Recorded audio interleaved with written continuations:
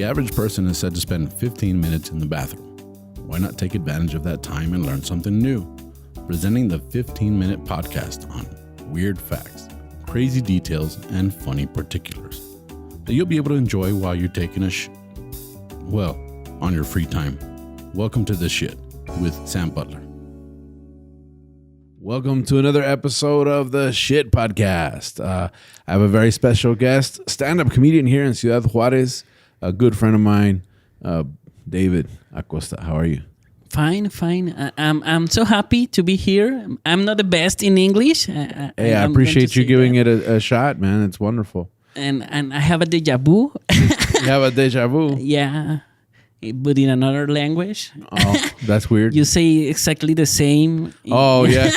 I said the same things in English as I said in the podcast. Yeah. We did the podcast in Spanish already. And so this is the English version of the podcast, Ta Cagado Podcast, and I say the exact same thing. But that's the point. That's why I have the same shirt. Yeah, I have the same shirt. I have the same. It's good. It's another day. And you know what? We're actually going to talk about a subject that's pretty similar to the one we talked about in the Spanish podcast. Yeah. We talked about samurais in the Spanish podcast. We talked about katanas, and then we talked about yasuke. Okay. Right, the African samurai. That was pretty awesome. Well, we're going to talk about sumo wrestling in this episode, and fat guys naked. Fat guys naked, almost naked. Yeah. Hey, what's up, ladies? How you doing? If you like fat guys naked, I know one. I'm looking for an army. Sumo wrestlers. A sumo army. Actually, I a long time ago, I used to be a partner in a gym. Okay. I was a part owner of a gym, and it was a boxing, MMA gym, mixed martial arts, boxing, and we had some fitness stuff there, but it was mostly boxing and mixed martial arts. And I used to always joke around because I've always been a big guy. I always joke around that my mixed martial art was sumo wrestling. Okay. And people believe me. That was the funny part. No, but sumo, I mean, everybody that is listening to the podcast is probably familiar with sumo wrestling. But I read something and I thought, okay, let's talk about sumo wrestlers this episode. So let's talk about some interesting facts that have to do with sumo. What do you think sumo means? I don't know. The word? The sumo? Word, sumo. In Spanish, sumo is like, I think that is like a drink, a Japanese drink or Asian drink. I don't know. Yeah, like sake. Like sumo sake. Like juice, jugo. Yeah. Juice, yeah. Like something like that. Yeah. Actually, it means wrestling. That's how, lucha, sumo. It's more than 1,000 years ago. There was sumai tournaments where a representative of each province used to travel to a noble court and fight in the other province's representatives. Okay. So you had a province and another province, and they had their guys, and they're like, I have my guys, and it was like a roast battle with fat guys, But in every country have a system to know the peso from the weight from every guy or is no, there was no weight. Okay. It does in sumo wrestling. That's one of the things that's one of the interesting facts. There's no weight class. Okay. It doesn't matter. The bigger, the better. Okay. Yeah. 2 tons of fun. And that's what's interesting about sumo wrestlers is that some of the sumo wrestlers that were famous were like 6'8". Okay. Right, which 6'8" would be how much in meters? It's like, I'm gonna say it's like 215. Yeah, 200. 2 metros con 3 centímetros. So it's 2'3". Oh. Yeah, I mean that's how tall these guys are, and they weigh like 600 pounds. Or giant, or like a giant. King Five, Kong. 500 pounds. Now, the average sumo wrestler is about 185. Okay. I'm 188, so about that much shorter than me is the average sumo wrestler. So that's pretty big, especially for like Japan. Yeah. Yeah. Right? That's true. It's almost 6 foot tall. Well, it's about 6 foot tall, and they weigh about 150 kilos, which would be like 320 pounds, 330 pounds. So that's the average sumo wrestler. The loincloth, or el calzón, right, of a sumo wrestler is about 6 or 7 meters long. Now, I know 6 meters is 20 feet, so it's about 23 feet long. That's how much cloth it takes to wrap around that big boy. Average sumo wrestlers live about 65 years, which sounds pretty good, actually, but that's less than the life expectancy in Japan. The life expectancy is about 78. Okay. And the reason is Wear is and it tear. different reasons or Yo pienso que es desgaste. a heart attack? I didn't say. It just says that's. I mean, and you see that, like, I think sumo wrestlers live longer than professional wrestlers in the U.S. Okay. They all die. All the professional wrestlers in the U.S. die young because of the steroids that they use. I mean, I think that it's a sport that need practice strong and exercise a lot, because I see in the TV a lot of fat people in the same complexion and that can walk and can't do anything, and they look like people strong. Yeah. Well, what these guys do, what they say is that when they retire, they lose weight fast. Oh. And you can't even recognize them on the street because all of that is just fat that they put on for volume. So they eat 20,000 calories a day. Oh. That's like to build up enough to have the mass, but that's not like visceral fat. It's not in their organs. It's surface fat. Only the skin. Yeah, and so they do that. So when they quit, they lose their weight really fast, and they're pretty skinny. There are no female sumo wrestlers. They're not allowed to enter the sumo ring. As a matter of fact, in the past, it was believed that if a woman entered into the ring had to be purified again. Yeah, that was part of the Shinto religion. You know, which sumo wrestling is not only just a sport, but it has religious connotations. It was believed that sumos were performing for the gods.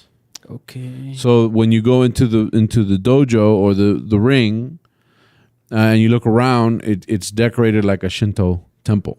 Okay. It has, I mentioned it had like purple curtains and stuff up on the ceiling space. And so when you see, if you've ever seen sumos, they start stomping their feet. That's believed to expel evil spirits from the ring. And so it all has a religious, meaning. Let me see.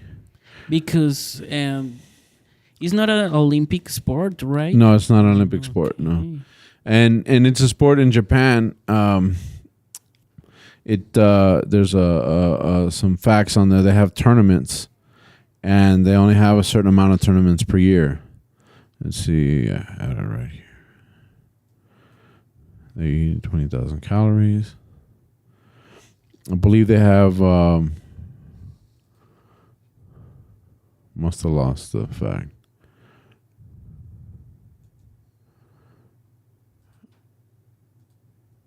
Yeah, I don't know. Well, yes, I do. I see. This is called dead air. I know. But there are ceremonies. The bouts last 20 to 30 seconds. There's a ceremony before each bout. The wrestlers throw salt on the stage to do their warm-up routine. and they do it in different ways to distract the opponent. If the fight takes more than 4 minutes, the referee asks for a break. Okay. Right? There's no weight divisions, and there is 6 levels of sumo leagues. Okay. So you have like in karate, black. The belts. I think it's more like baseball. You have minor league, and then you have major league. You have AAA ball. Okay. So there's 6 different levels, right? And the lowest level is Jonokuchi, and the top level is called Makuchi.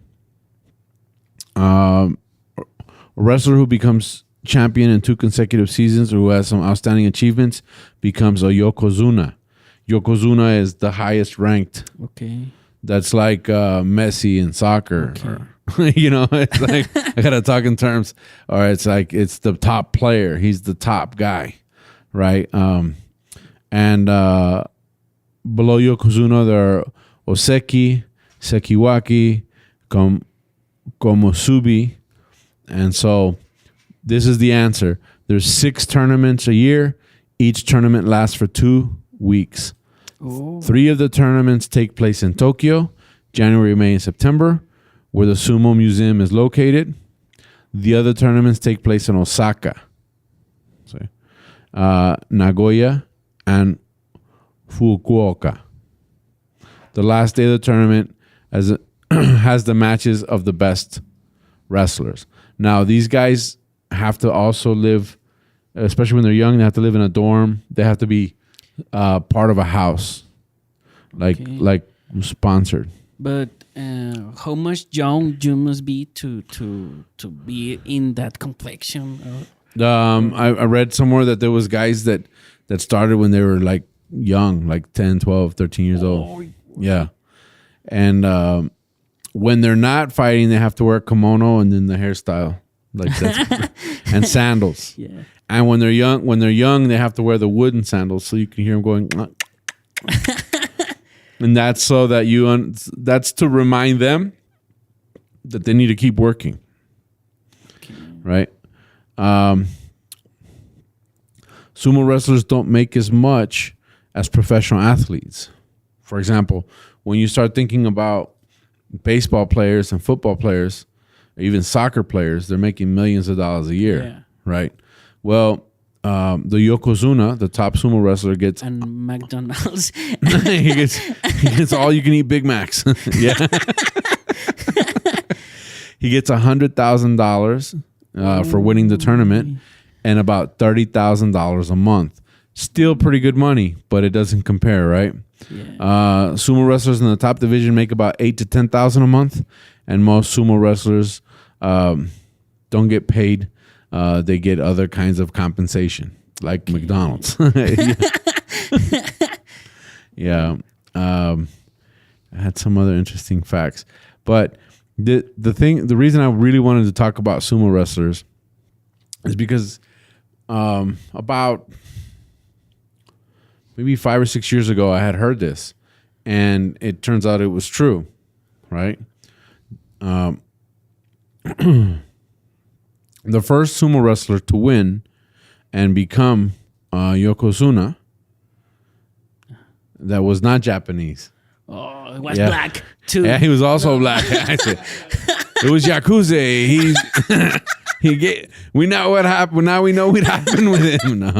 No, he actually, I mean, there's so much to know about sumo wrestling, but like I said, we got 15 minutes to talk about this, but his name was Akebono, right? Akebono's original name was Chadwick Hayao Rowan. Also American. Yeah, actually, well, he's American because he's from Hawaii. Oh. But I don't know. I mean, yes, he's part of it's one of the states, okay. But he's Samoan, Okay. I guess his nationality is U.S. His ethnicity is Samoan, Okay. But he was Chadwick Hayao Rowan, also called Akebono Taro, born May 8th, 1969, Waimanalo, Hawaii, USA, American born. Yeah. Okay, so he's a Japanese sumo wrestler. He wrestles in Japan. Who, in January 1993, became the first non-Japanese person to be elevated to Yokozuna, Grand Champion status, the highest rank in professional sumo. Okay. Yeah, he grew up on the island of Oahu, Hawaii, and he entered college there on a basketball scholarship. In less than a year, he had dropped out of school because he had arguments with his coach and found his classes to be boring. So he set all that aside, and he got interested in language and culture. So in 1988, he agreed to meet fellow Hawaiian Jesse Kawalua, who had become a sumo stable master in Japan before retiring from sumo competition in 1984. So he goes and he meets this guy that used to run a stable of sumos. Okay. They all had to live together. And then he becomes interested in it, and he gets persuaded, he decides to go to Japan. Yeah. And he starts moving through the ranks in Japan. He's winning a bunch of this is interesting what it says. During his first 6 months in Japan, Ron was so homesick that he cried almost every night. And his Japanese was so poor that he could not mix easily. He could not talk to the other guys. So during practice, he showed a lot of strength, but he had difficulty maintaining his balance. He was 6'8", 2 meters, 3 centimeters. Mm-hmm. And, actually it says 204 centimeters. And he weighed about 500 pounds. Okay. Son como 225 kilos. Yeah. Yeah.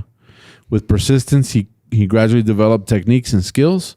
And then he got through the lower ranks, but he was struggling. So everything changed for him in 1992 when he won his first tournament and championship. And then he was moved up in the ranks. And he kept winning.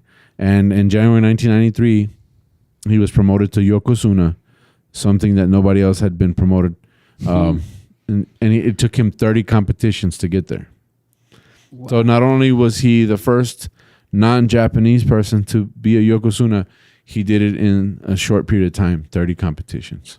Okay. I can imagine the fury, the angry that be the Japanese. Yeah, they're all. Why fucking he's being a Yokozuna? Yeah, it's like, oh. Well, actually, one of the interesting facts that I read about is that the Yokozuna, the last 10 years, it's been very little Yokozuna. Okay. So much so, Yokozunas that are Japanese, it's been mostly the Mongolians. Okay. That have been winning all these tournaments, kind of like the Brazilians in the bull riding in the U.S., But it's the Mongolian sumo wrestlers that have been winning. But that was what I thought was really interesting. For the first time in history, 1993, a non-Japanese becomes the Yokozuna. Okay. Yeah, and his name was, once again, I have a hard time remembering these names. Chadwick. Chadwick Rowan. Yeah, it's Akebono. Yeah. Yeah, Taro. I guess it's Taro. It's Taro. Taro. Akebono Taro. Well, he eventually became a Japanese citizen. Yeah. And decided to stay there, and he legally changed his name to Akebono Taro. Okay. So cool. And that's it for this episode of Sumos on Stacagado podcast, Stacagado Wrestling, Stacagado Podcast. Thank you guys for joining us. Thank you, David, for being here. No, thank you too. Yeah, I appreciate you giving it a shot in English. I know it's not your first language, and so we encourage everyone to try other languages. And we just get better as we try new things. That's the way it is. I mean, I my first language isn't Spanish, and I try. So I've been getting better at it. So thank you guys for all the support. Thank you for watching us on YouTube. Please like, subscribe, and share this video, or share the podcast with your friends. Hopefully you enjoy it. You have something to talk about at the office.